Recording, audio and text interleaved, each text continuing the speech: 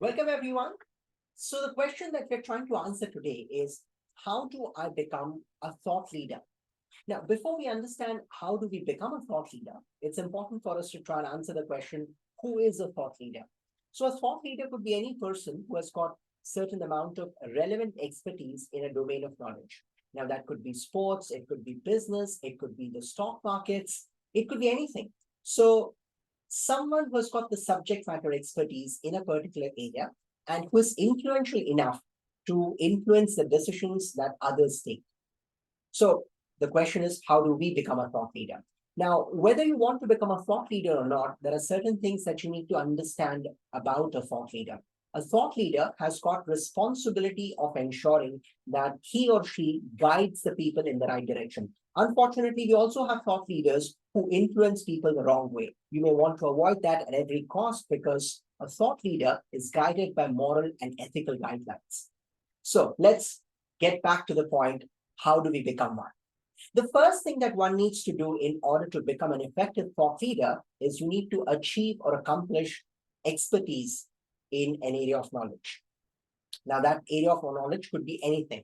For example, if you are a tea connoisseur or a coffee connoisseur, so you understand tea and coffee better than anyone else, you can influence people to decide what tea or coffee they want to go with. Or for that matter, as we spoke about the world of finance, if you're a stock market expert, you can still influence the decisions that people take when they're investing. Or for that matter, you could be an industry subject matter expert who knows about the industry more than most of the other people. So the first thing you need is you need to have expertise. And that expertise comes with the amount of time that you've spent in the industry. It can also come with the amount of knowledge that you've acquired through your own connections, through your reading over a period of time.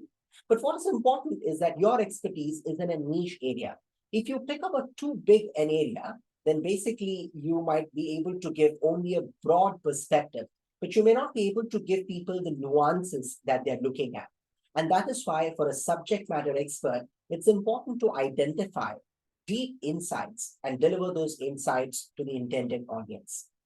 Number two is you require experience. Now, experience can come not just through age, because a lot of people tend to confuse experience with age.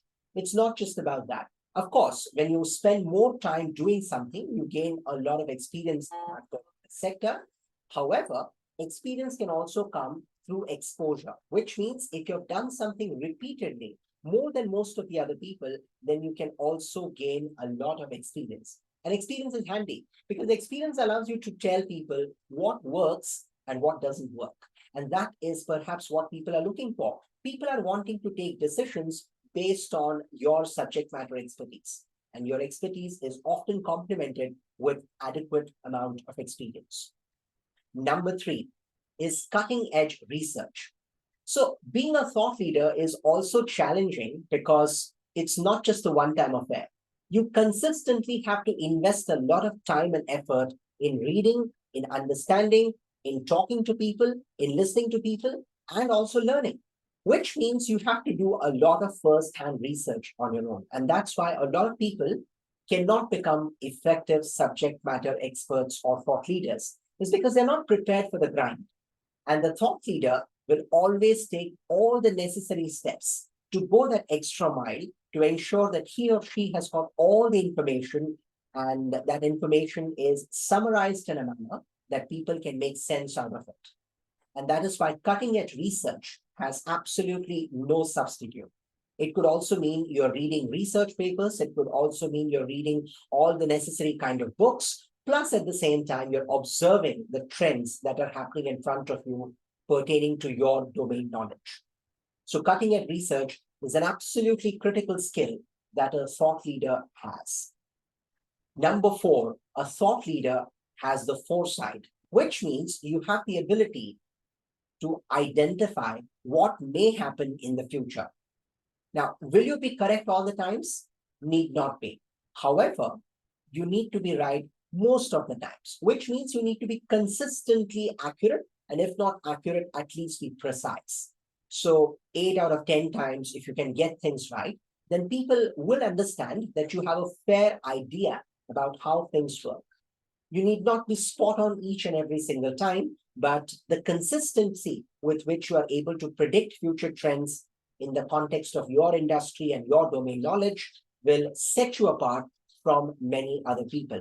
But having said that, it's not easy. It takes a lot of effort for someone to be consistently right. And that's why you need to go back to the previous point, which is about doing your own research. So those are four things that will set you apart as a thought leader. Number one is you need to be an expert in some niche subject area. And that niche could be anything that you have identified over the year, something that you're really passionate about. It could be from business, it could be finance, it could be sports, or it could be even tea or coffee, as we saw. Second, you need to have adequate experience. Again, experience need not be confused with age. Experience could mean exposure that you have in that particular subject domain. Number three, and perhaps the most important point, is cutting edge research. Are you prepared to go all the way? Are you taking all the efforts to get your hands dirty and find first-hand information that you can summarize and share as relevant insights with your intended audience? And thereafter, we are looking at foresight, your ability to predict the future consistently well, and if not accurate, at least being precise consistently, so that you're able to make a positive difference in the life of other people. Now, being a thought leader is easier said than done, and therefore one needs to do many, many other things as well in order to become an effective thought leader. Perhaps the most important of them being a consistent learner. And all thought leaders learn a lot. And that is why they are ahead of the curve and people want to listen and learn from them. So try these tips. It might take some time for you to become a thought leader, but it's worth the effort, because once you establish yourself as a thought leader, you will exercise substantial amount of influence on how people think and how they behave.